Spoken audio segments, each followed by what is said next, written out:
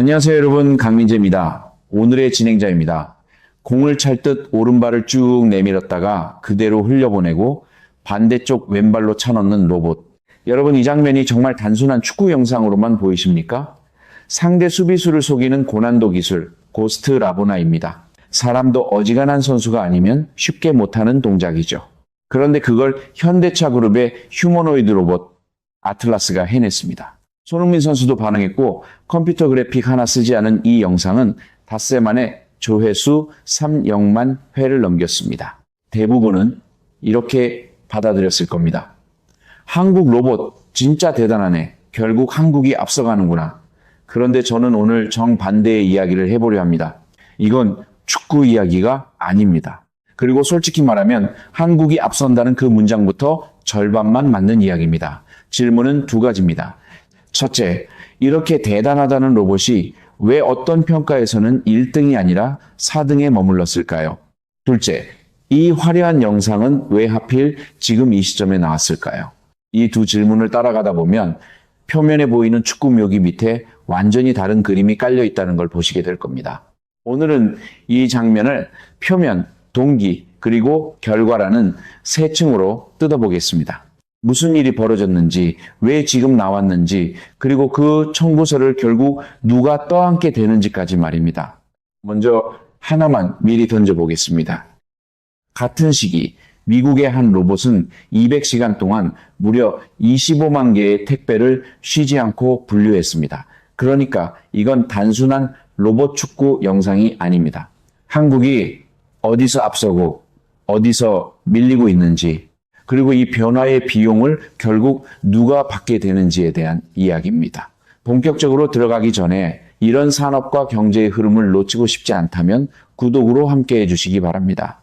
먼저 표면부터 정확히 봐야 합니다. 아틀라스가 대단한 건 사실입니다. 이건 분명히 해두고 시작하겠습니다. 사람 몸이 꺾이고 돌아가는 거의 모든 지점을 이 로봇은 56군데나 자유롭게 움직입니다. 무릎, 허리, 목, 팔꿈치가 360도로 돌아갑니다. 23K개짜리 냉장고를 번쩍 들어 옮기고 미끄러운 빙판 위에서도 종종 걸음으로 균형을 잡습니다. 제자리에서 점프해 공중제비를 돌고 두 발로 착지하기도 합니다. 들 수 있는 무게, 긴 팔이 닿는 범위, 상체가 돌아가는 자유로움. 이런 신체 성능만 놓고 보면 세계 최상위권이라는 평가를 받을 만합니다. 그런데 여기서 끝나면 절반만 본 겁니다. 같은 영상에는 적나라한 훈련 과정도 함께 공개됐습니다. 착지하다 중심을 못 잡고 앞으로 고꾸라지고 손으로 땅을 제대로 짚지 못해 관절이 제멋대로 꺾이며 나뒹굽니다. 빙판에 올라서자마자 비틀거리다 눈밭에 처박히기도 합니다. 한마디로 영상 속 그 멋진 로봇도 수없이 헛발질을 합니다. 이게 가능했던 이유는 사람의 동작을 수천 번 따라하다가 실패하면 스스로 고쳐가는 학습 방식을 썼기 때문입니다. 강화학습이죠. 실제 축구 선수의 움직임 데이터를 잘게 분석해 그대로 모방한 다음 수많은 시행착오 끝에 스스로 최적의 동작을 찾아낸 겁니다. 그런데 이제 진짜 중요한 숫자를 봐야 합니다. 영상 속 묘기가 아니라 현장 성적표입니다. 로봇들을 비교한 한 평가에서 아틀라스는 1등이 아니었습니다. 4등이었습니다. 그리고 그 평가가 짚은 아틀라스의 약점은 실전 경험 부족이었습니다. 운동장에서 라보나는 차는데 진짜 공장에서 며칠씩 굴러본 시간이 부족하다는 겁니다. 그럼 1등은 누구였을까요? 미국의 피규어 AI라는 회사였습니다. 이 회사는 로봇 3대를 세워놓고 택배 분류 작업을 생중계해버렸습니다.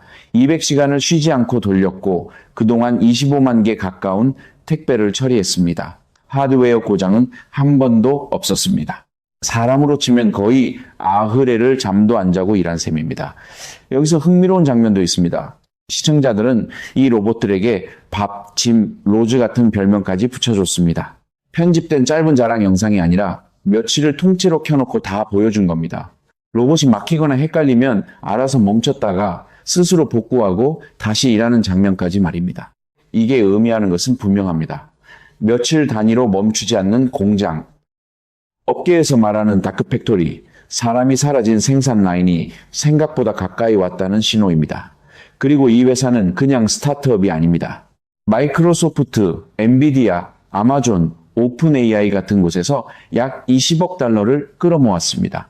이미 BMW의 사우스캐롤라이나 공장에서 11개월 동안 실제로 로봇을 굴렸습니다. 그동안 X3 차량 3만 대 생산에 관여했고 9만 개가 넘는 철판 부품을 옮겼습니다. 영상 묘기가 아니라 실측 데이터로 승부를 본 겁니다. 생중계 도중에는 로봇이 사람 직원과 분류 속도 대결까지 벌였습니다. 사람이 간신히 이기긴 했습니다. 하지만 사람은 밥도 먹어야 하고 화장실도 가야 합니다. 이겼다고 환호하는 그 순간에도 로봇은 묵묵히 택배를 옮기고 있었습니다. 쉬는 법을 모르기 때문입니다. 그리고 중국이 있습니다. 유니트리라는 회사는 사람이 직접 타고 조종하는 일, 1.8m짜리 거대 로봇을 공개했습니다. 가격은 우리 돈으로 약 5억 원인데 홍보 영상에서 벽돌벽을 주먹으로 붙입니다. 그런데 더 무서운 건 따로 있습니다. 이 회사는 2020년 한 해에만 휴머노이드 로봇을 500대 넘게 출하했습니다. 테슬라를 포함해 지구상 어떤 회사보다 많이 팔았다는 겁니다. 작은 모델은 한 대에 350만 원입니다. 지금 상하이 증시 상장으로 6천억 원 넘게 끌어모으려 하고 있습니다. 이게 다가 아닙니다. 일본 항공은 올해부터 공항에서 짐을 싣고 기내를 청소하는 일에 유니트리 기반 로봇을 투입하기 시작했습니다. 한 대 가격은 우리 돈 2천만 원대입니다. 그러니까 중국 쪽은 제일 멋진 로봇이 아니라 제일 싸게, 제일 많이 이미 현장에 들어가는 길을 가고 있는 겁니다. 여기서 미국과 중국의 결이 갈립니다. 미국 쪽은 기능과 안정성, 데이터 확보를 앞세웁니다. 중국 쪽은 속도와 가격을 앞세웁니다. 올해 초 라스베이거스 전시회에 나온 휴머노이드 업체 중 절반 넘는 수가 중국 기업이었습니다. 한쪽은 비싸도 똑똑한 로봇, 다른 한쪽은 일단 깔고 보는 로봇, 그 사이에서 한국의 아틀라스는 가장 멋진 묘기를 들고 서 있는 겁니다. 멋진 건 맞습니다. 하지만 시장이 묻는 질문은 점점 바뀌고 있습니다. 얼마에 만들 수 있느냐? 몇 대를 만들 수 있느냐? 언제부터 현장에 투입할 수 있느냐? 여기까지 들으면 이런 결론이 나올 수 있습니다. 그래도 신체 성능은 한국 아틀라스가 최고잖아. 결국 기술은 한국이 앞선다는 뜻 아니냐. 여기서 기분 좋게 끝내고 싶습니다. 하지만 진짜 문제는 지금부터입니다. 신체 성능에서 앞서는 것과 실제 현장에서 앞서는 것은 완전히 다른 이야기입니다. 지금 세계가 매기는 점수표는 얼마나 멋진 동작을 하느냐가 아닙니다. 진짜 공장에서 몇 시간을 버텼느냐입니다. 그 기준으로 보면 BMW 공장에서 11개월을 굴린 쪽과 운동장에서 라보나를 찬 쪽의 위치가 달라지기 시작합니다. 게다가 가격이라는 더 냉정한 변수가 있습니다. 중국이 이렇게 싸게 찍어낼 수 있는 건 우연이 아닙니다. 로봇의 핵심 부품들, 모터를 돌리는 강력한 자석, 정밀 베어링, 전기를 제어하는 부품, 이런 것들을 만드는 능력을 중국이 사실상 손에 쥐고 있기 때문입니다. 전 세계 연구자석 가공 능력의 90% 가까이가 중국에 있다는 분석도 있습니다. 같은 로봇을 만들어도 중국이 훨씬 싸게 만들 수밖에 없는 구조입니다. 부품 생태계 자체가 이미 그쪽에 깔려 있는 겁니다. 그래서 이 영상의 성격이 달리 보이기 시작합니다. 이건 우리가 이겼다는 증거라기보다 실전 경험이라는 약점을 화려한 묘기로 덮는 마케팅의 한 수에 가깝습니다. 딱 벌거벗은 임금님의 행차를 보는 기분입니다. 모두가 옷이 멋지다고 박수를 치는데 정작 실전 경험이라는 옷은 아직 충분히 입지 못한 상태인 겁니다. 자, 그럼 이제 진짜 질문으로 넘어가야 합니다. 이 영상은 왜 하필 지금 나왔을까요? 현대차는 지금 시장에서 자동차 회사가 아니라 피지컬 AI 회사로 다시 평가받고 있습니다. 피지컬 AI라는 건 별게 아닙니다. 화면 속에서만 움직이는 AI가 아니라 실제 몸을 가지고 현실에서 움직이는 AI를 말합니다. 로봇이 대표적입니다. CES 2026에서 아틀라스를 공개한 직후 현대차 주가는 14% 가까이 뛰면서 사상 최고가를 갈아치웠고 시가총액 3위까지 올라갔습니다. 그러니까 이 월드컵 축구 영상은 단순한 광고가 아닙니다. 현대차가 우리는 이제 로봇을 하는 회사다라는 메시지를 전 세계 3천만 명에게 각인시킨 장면입니다. 시장의 재평가 서사에 기름을 부은 겁니다. 여기까지는 충분히 영리한 전략입니다. 그런데 진짜 그림은 그 다음에 있습니다. 로봇. 그러니까 피지컬 AI가 현실에서 똑똑하게 움직이려면 무엇이 필요할까요? 생각을 해야 합니다. 그것도 현장에서, 즉석에서 해야 합니다. 챗봇은 멀리 있는 거대한 데이터 센터가 대신 생각해줘도 됩니다. 하지만 라인 위를 걸어다니는 로봇은 넘어지기 직전 0.1초 안에 스스로 판단해야 합니다. 그 판단을 몸 안에서 실시간으로 해내야 한다는 뜻입니다. 그 숨통을 틔워주는 특수한 메모리가 있습니다. 이름은 HBM입니다. 고대 역폭 메모리라고 부르죠. 그럼 이 HBM을 세계에서 누가 가장 잘 만들까요? 삼성전자와 SK하이닉스입니다. 이 두 회사가 전 세계 HBM 생산의 90%를 쥐고 있습니다. 지금 이 메모리는 만들기가 무섭게 팔려나가고 있고 2017년까지도 공급이 수요를 따라가지 못한다는 경고가 나옵니다. 고객들이 몇 년치 물량을 미리 예약하느라 줄을 서고 있습니다. 업계에서는 이걸 슈퍼사이클이라고 부릅니다. 숫자로 보면 더 선명합니다. 올해 1분기 삼성전자 반도체 부문은 50조 원이 넘는 영업이익을 냈고 SK하이닉스도 분기 매출 50조 원대, 영업이익 37조 원대로 역대급 기록을 썼습니다. 메모리 하나로 나라 경제의 무게추가 움직이는 수준입니다. 그리고 이건 이제 단순한 부품이 아닙니다. AI를 돌리려는 나라와 기업이라면 한국 메모리 없이는 한 발도 나가기 어려운 구조가 됐습니다. 미국의 초고대 AI 프로젝트들이 향후 몇 년치 메모리 물량을 미리 잡아두려고 줄을 서는 것도 그래서입니다. 한마디로 메모리가 전략 자산이 된 겁니다. 예전에는 흔한 부품처럼 보였지만 지금은 이걸 누가 쥐고 있느냐가 협상력 자체가 되는 시대입니다. 그런데 피지컬 AI는 이 수요를 한 번 더 키웁니다. 데이터 센터 한 곳이 아니라 현장을 돌아다니는 로봇 수만 대가 저마다 머릿속에 메모리를 놓고 다녀야 하기 때문입니다. 로봇이 늘수록 메모리 수요도 함께 불어나는 구조입니다. 이제 그림이 보이시죠? 한국의 진짜 카드는 로봇의 몽둥이가 아닐 수도 있습니다. 미국 로봇이든 중국 로봇이든 그 로봇들이 생각하려면 결국 한국이 쥔 메모리가 필요하다는 것. 이게 훨씬 더 단단한 패일 수 있습니다. 삼성전자와 SK하이닉스의 메모리가 황금알을 낳는 거위라면 누군가 경쟁력을 죽인다며 그 거위의 배부터 가르자고 할 때 우리는 한 번쯤 따져봐야 합니다. 이건 웃을 일이 아닙니다. 잘 보십시오. 주가는 14%가 뛰는데 정작 그 영상 속 로봇은 빙판에서 헛발질을 하고 눈밭에 처박힙니다. 그러니까 시장이 진짜로 산 것은 완성된 로봇이 아닙니다. 서사를 산 겁니다. 한국이 피지컬 AI 강국이 된다는 이야기 말입니다. 여기서 한 단계만 더 내려가 보겠습니다. 반도체 슈퍼사이클이 한국에 어떤 의미인지 말입니다. 반도체는 한국 수출의 기둥입니다. 그리고 이 HBM 슈퍼사이클은 단순히 회사 몇 곳이 돈 버는 이야기가 아닙니다. 로봇이 늘어날수록 AI가 현실로 내려올수록 그 모든 기계의 머릿속에 한국산 메모리가 들어간다는 뜻입니다. 로봇 경쟁이 뜨거워질수록 정작 조용히 돈을 버는 쪽은 따로 있을 수 있습니다. 남들이 로봇 몸체 싸움에 다 같이 뛰어드는 동안 그 로봇들이 전부 사가야 하는 부품을 쥐고 있는 자리. 어쩌면 그 자리가 가장 안전한 고지일 수 있습니다. 그래서 오늘 제가 던지고 싶은 한마디는 이것입니다. 진짜 결승골은 운동장이 아니라 반도체에서 나옵니다. 이 한 줄을 손에 쥐고 나머지를 다시 보면 그림이 완전히 달라집니다. 우리가 라보나 묘기에 박수 칠 때 진짜 승부는 보이지 않는 메모리 라인에서 벌어지고 있었던 겁니다. 그런데 말입니다. 이렇게 나라 전체가 로봇과 반도체로 들떠 있는 사이 아무도 크게 묻지 않는 질문이 하나 있습니다. 자동화의 비용은 결국 누가 떠안느냐는 겁니다. 여기서 다들 놓치고 있는 사실이 있습니다. 현대차가 아틀라스를 어디에 먼저 투입한다고 했을까요? 예, 한국 공장이 아닙니다. 2028년에 미국 조지아주에 있는 메타플랜트 아메리카 공장에 먼저 넣겠다고 했습니다. 연간 3만 대를 양산하는 체제도 미국에 짓겠다는 계획입니다.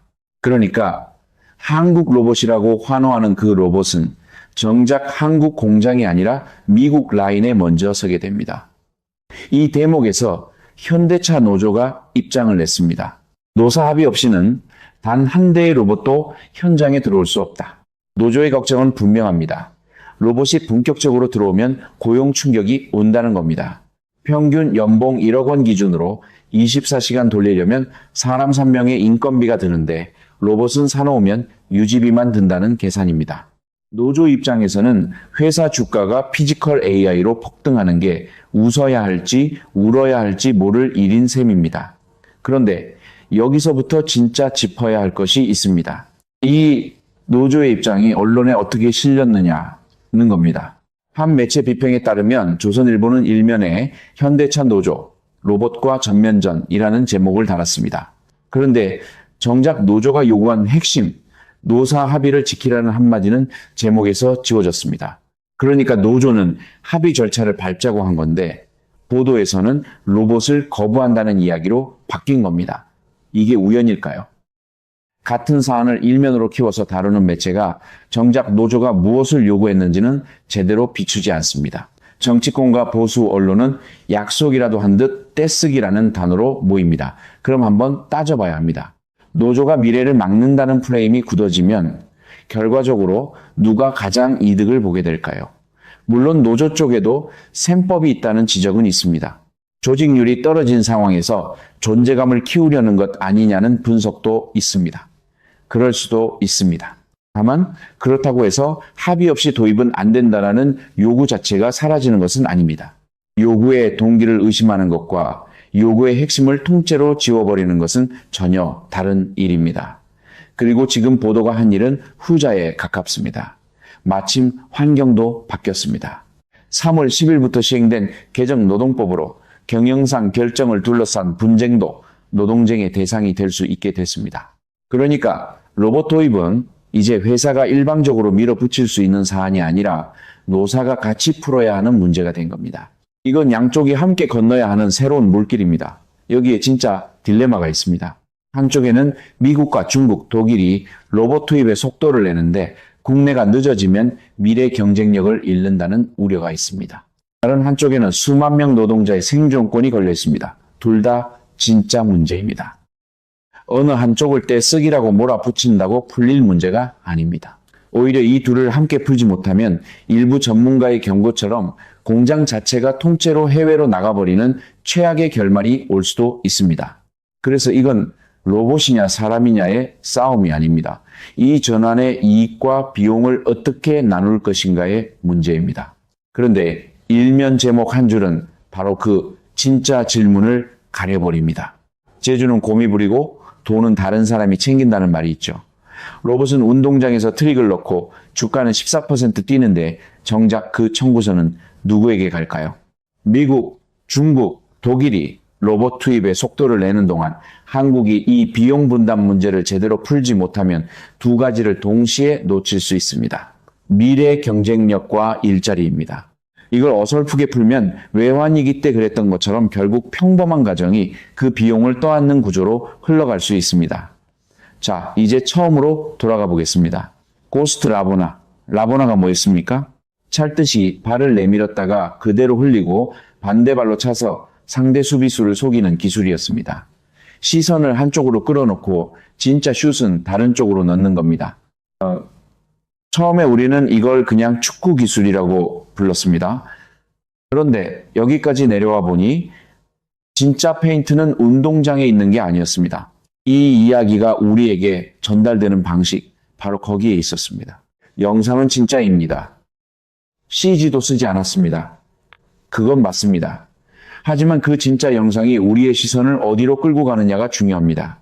화려한 묘기 쪽으로 시선을 끌어놓는 동안 실전 경험이라는 약점, 진짜 승부처인 반도체, 그리고 자동화의 비용을 누가 떠안느냐는 질문은 슬그머니 시야 밖으로 흘러갑니다.